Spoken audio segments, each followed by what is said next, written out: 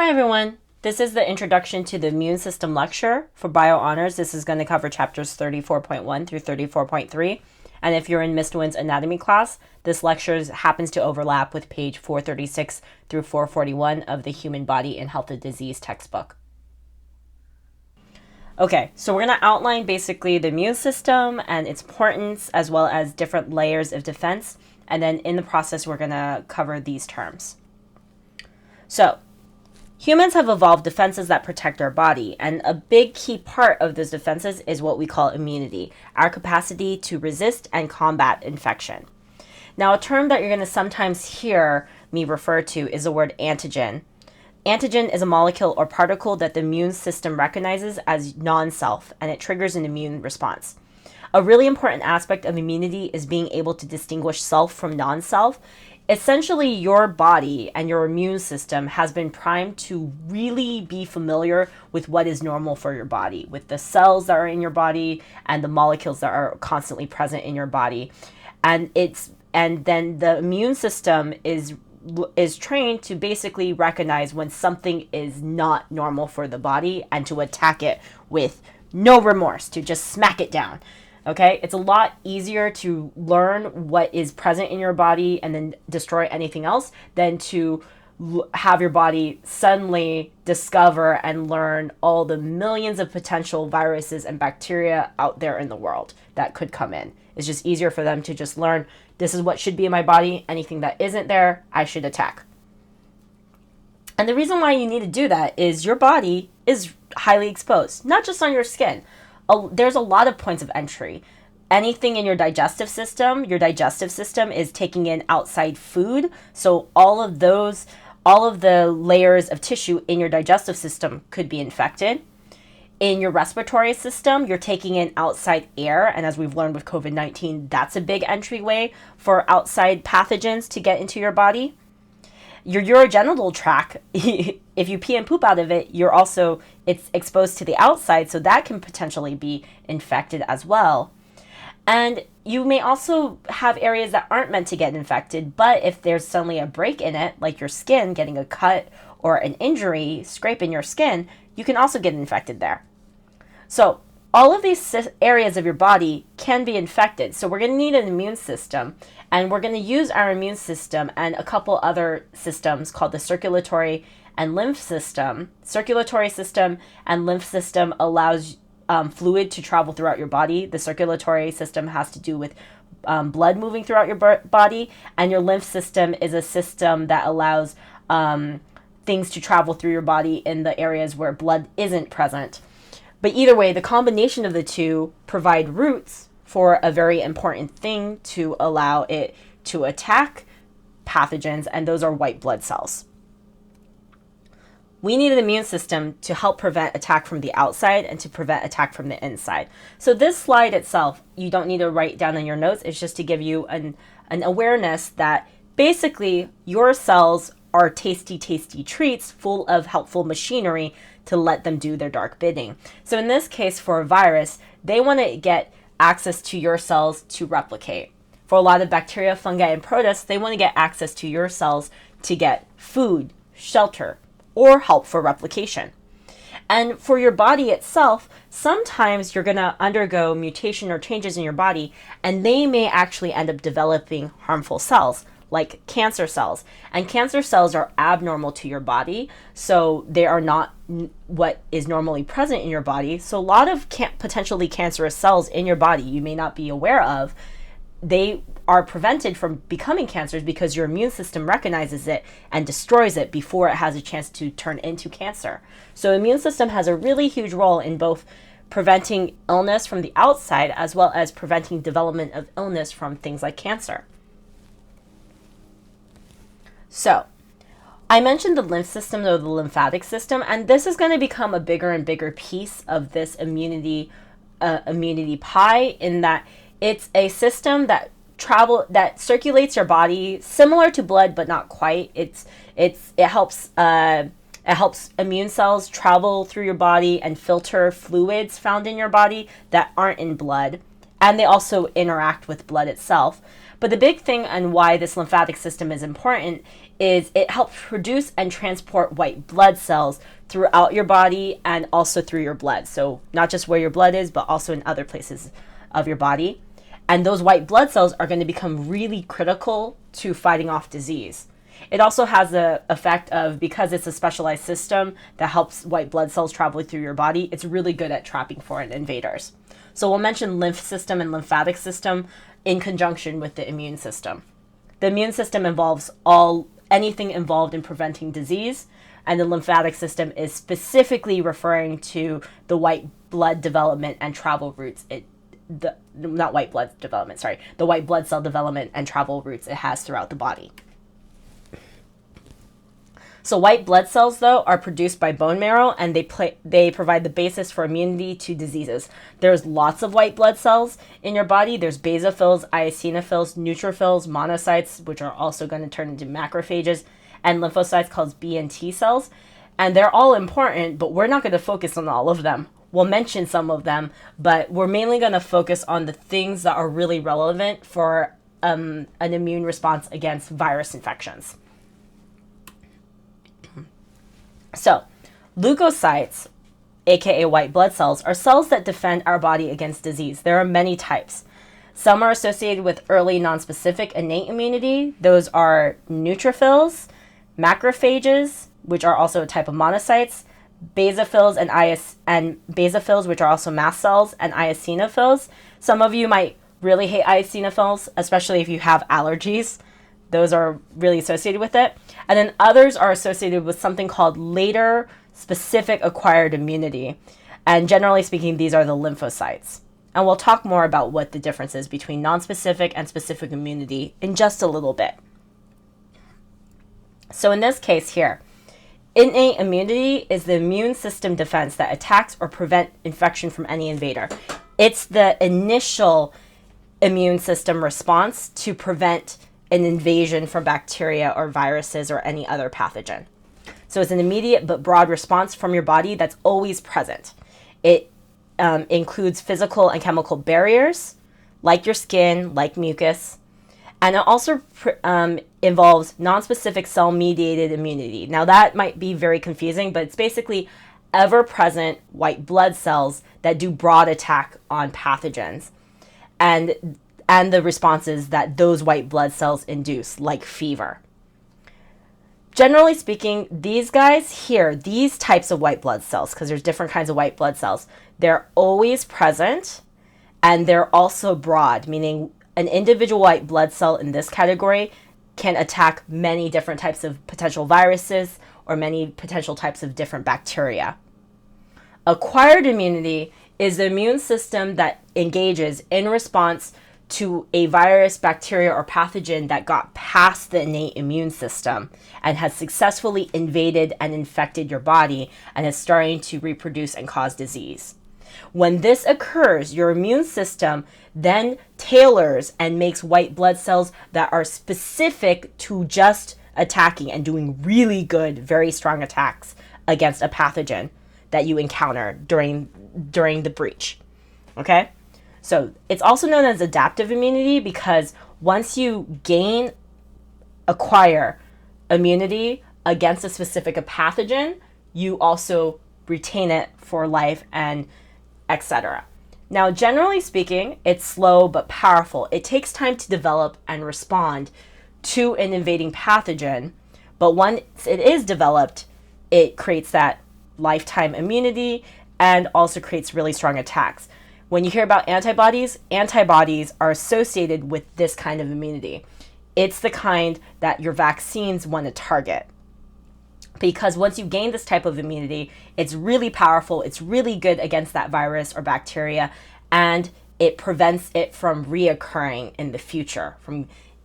So I also wanted to mention, by the way, any T cell or B cell, any white blood cell that's in this layer of defense, it can only attack the pathogen that it was developed in response to.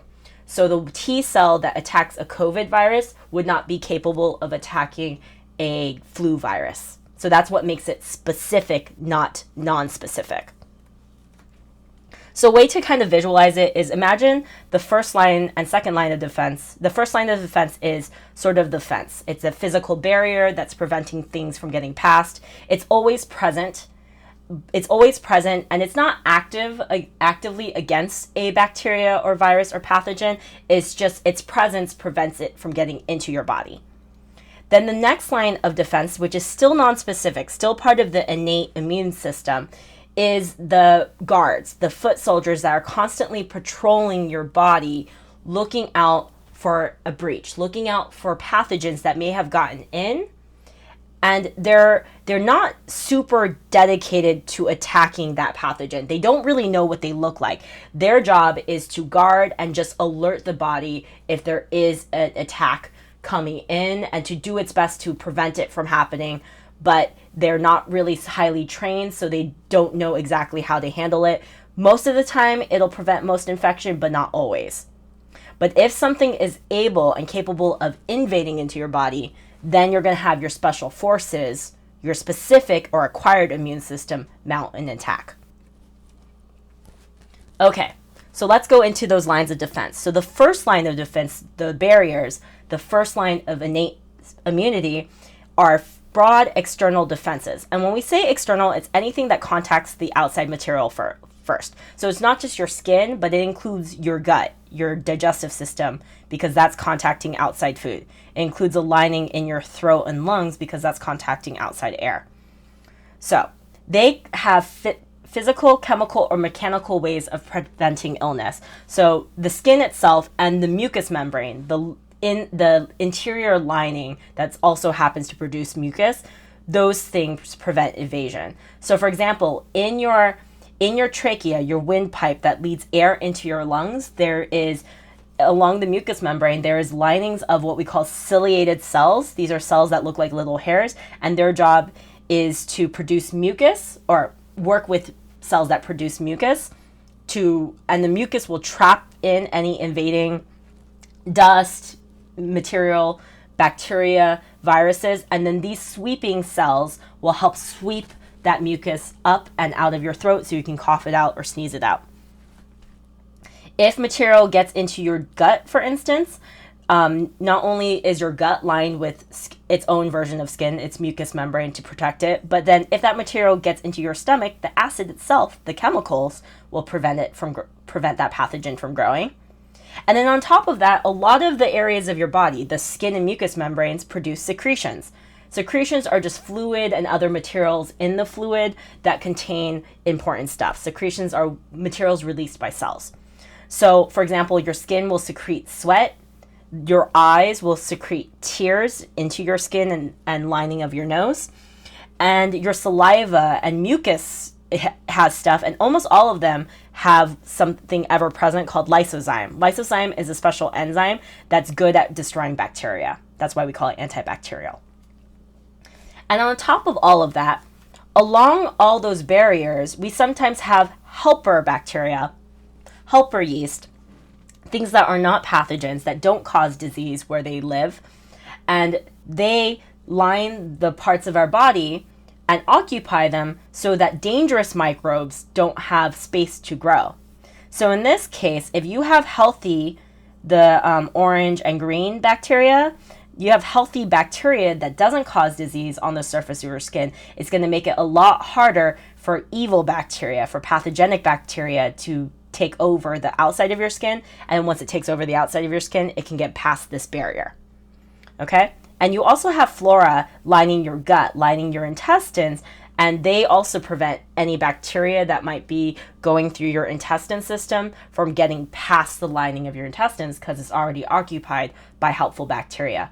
There's not enough space for the bad bacteria to grow because it's already been taken over and occupied by a good, helpful bacteria. Now, one thing to mention though, flora is only helpful on the body surfaces and the lining of your body. If they actually get into other tissues, they can be dangerous. So if it breaches your outside skin, some of the bacteria that's on this list that's normally really helpful for the outside of your skin, they can cause like boils and like little acne infections and stuff like that. But usually they stay where they should and they do a good job. All right, but if you get past that fence lining, now you're going to need your guards to help you prevent the bacteria, the virus from getting further into your body. So this is your second line of defense. That's the cell-mediated non-specific immunity I mentioned earlier. So the non-specific patrol by cells. So these are rapid, immediate response by guards. So these are ever-present white blood cells that are always in your body, that are constantly patrolling, and the responses and proteins that are initiated and released by those cells. These are all part of the second line of defense. So if a pathogen gets past your fence barriers, the white blood cells that are kind of wandering around your tissues, they'll recognize whatever came in and try to attack and stop it from getting further into your body. So one of the major classes of white blood cells that is really critical is something called phagocytes. So phagocytes are a class of white blood cells that are really good at eating unwanted things. So if it recognizes something is foreign to your body, it will snack on it and destroy it. So some of the types of white blood cells that are phagocytes are macrophages, neutrophils, and dendritic cells. There's also other kinds of white blood cells that are going to help out some other parts of your immune system response in the second line of defense. But let me explain what phagocytes look like. So this is the phagocytosis picture. It's just showing this is a big white blood cell, and its job is it's going to wrap around and swallow any antigens, any microbes or pathogens that are coming in that you don't want. And then it has enzymes inside of it that are specifically there to help destroy whatever it swallowed so that it becomes harmless. And these are the examples of different phagocytes that are really important to your body. Okay, now, in addition to that, the phagocytes and other nonspecific white blood cells like basophils and eosinophils, they also engage in creating proteins that help your immune system response. So one of those proteins is complement. So complement are these floating proteins that are usually, when they're inactive, they're just hanging out inside your blood, circulating your body.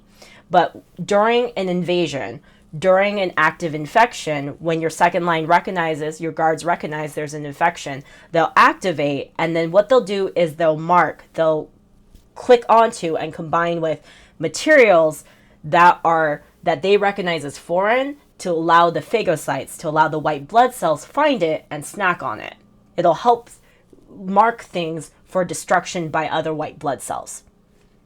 Cytokines are a protein that's released by white blood cells, and their job is to signal and help mobilize the immune system. So cytokines are when your white blood cells, these nonspecific white blood cells, phagocytes or other kinds, recognize there's an incoming infection, and they're going to release a protein to say, hey, we have an infection, and it'll help your body produce more white blood cells and bring more white blood cells to wherever the location of infection is occurring. And then finally, these things, along with the white blood cells, can lead to a special response called inflammation. So inflammation includes swelling, like an inflamed cut, and fever. And both of those things help bring more blood, more proteins, and more white blood cells to an infection site. So this is an example of the inflammatory response. So if you get a pin or splinter into your skin, that's going to help release chemical alarm systems like cytokines, and those cytokines are going to help recruit phagocytes to this location of the infection, and those phagocytes are going to help eat any incoming bacteria so they don't have a chance to invade your body and cause more damage. Okay? That uncomfortable redness that you feel when you get an infection, an inflamed site, it's because that redness and swelling is when your blood vessels are extra puffy to allow fluid and white blood cells to leak to that location. So it's actually helping white blood cells come to that location to fight off the infection even faster. But it does feel very uncomfortable. Potentially an over-inflammatory response, an out-of-control inflammatory response, is something called anaphylactic shock. So this is when inflammation gets so out of control that it can actually create so much inflammation that it creates swelling that blocks off your airways. A lot of these immune responses we're talking about, they're really good at preventing disease and stopping disease, but if they're not highly regulated and highly controlled, they can be dangerous. They're weapons that you want to turn against the enemy, not against yourself. Fever is again a weapon that's very powerful but can be double-edged. So fever is actually quite good. It inhibits bacterial growth and it helps phagocytosis. It helps get white blood cells to do their job better, and it speeds repair of your tissue. So fever is actually kind of a good thing for helping you fight off disease. But you know fever as potentially a bad thing because when a fever gets out of control, it can damage your cells. It can prevent your cells from working and cause potentially dangerous side effects that can be life-threatening. So if your fever gets out of control to really high temperatures, at that point, you got to go to a hospital to get treatment to reduce your fever. So again, these are all weapons that are really good at helping to prevent infection, but when they get out of control, they can be super dangerous. So immune response is powerful, but it needs to be regulated because it's a weapon and you want to make sure that weapon is only aimed at what you want it to be aimed at. Some of you may have heard that sometimes the immune system actually makes COVID-19 worse, and that's because sometimes one part of the immune system in the second level, called the cytokines, get out of control too, and they overstimulate the immune system, and then the immune system gets confused and starts attacking the body instead of the virus itself. So again, just reminding you, the immune system's strong, but you got to regulate it because it is a weapon that can be dangerous to your body. All right, so we have our immune system that's very good at preventing initial infection. And the first two lines are part of the innate system. They're always present in your body, and they're non-specific, meaning they're good against any bacteria and any virus. And generally speaking, just a heads up, the innate immune response is stronger when you're younger, and it gets weaker over time as when you get older. So that's why we think COVID-19 doesn't harm younger people as much as older people, because your innate immune system is more robust. You're able to prevent the COVID-19 virus from getting inside your body as much as it would for an older individual. Though that doesn't eliminate it entirely, because there's genetics also plays a role in how dangerous COVID-19 can be, but it's one of the factors. Now, if a virus or pathogen is able to get into your body, it's going to have a chance to, that's when you're actually sick. That's the flu, that's the cold, that's the COVID-19 you may have. And at that point, it's going to take a little bit of time, but your body's not going to lie down and let it take over. It's going to try to mount a response to get rid of the invaders. And that's the special forces of the third line of defense, the specific acquired immunity, your elite trained units, where you train your lymphocytes to get involved. It takes a week to fully engage and make enough of these guys in specific response to the pathogen that has invaded. But once it develops, those immune systems that you made in response to it have a way of storing themselves and storing long-term immunity against the invading bacteria, virus, pathogen, etc. So, lymphocytes are the specialized white blood cells that are part of this acquired immune system that are specialized to attack just one type of pathogen or antigen. Some types of these lymphocytes are T cells, which are essential for targeting infected or cancerous cell. I would say, and I would argue, the T cell is actually the most important, because not only does it do that, but it also interacts and helps promote your immune system response, both by making phagocytes in the second line of defense even better, and by making B cells even better. And B cells you might have heard of indirectly, because whenever you talk about antibodies and the immune system and immunity with antibodies, that's actually created, those proteins that help allow you to attack and prevent infection, those are created by B cells. There's also a third kind of lymphocyte that we're not going to cover too much in this class, and it's called natural killer cells. Any cancerous cells that aren't caught by T cells, the natural killer cells kind of play a backup role in helping to stop them. All right, so innate versus acquired immunity.